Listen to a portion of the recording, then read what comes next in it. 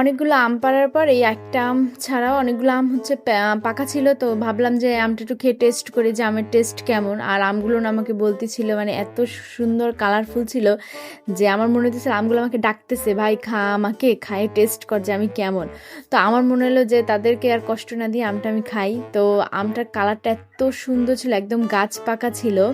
তো আমটা আমি খোসা ছাড়াইতেছিলাম, একদম কলার মতন খোসা ছাড়ানো হয়েছে আমটার। তো আমের ভিতরে কালারটাও একদম এত সুন্দর, মানে বলে বোঝাতে পারবো না। তো আমটার টেস্টটাও দারুণ ছিল। তো আমি খাবার মাঝখানে আমার হাজবেন্ডকেও আমি দিছিলাম যে কেমন খেয়ে দেখো। তো আমি এত পরিমাণে আমি বুঝাতে পারবো না, মানে দাঁতের ফাঁকায় ফাঁকায় আমের আঁশগুলো ঢুকেছিল।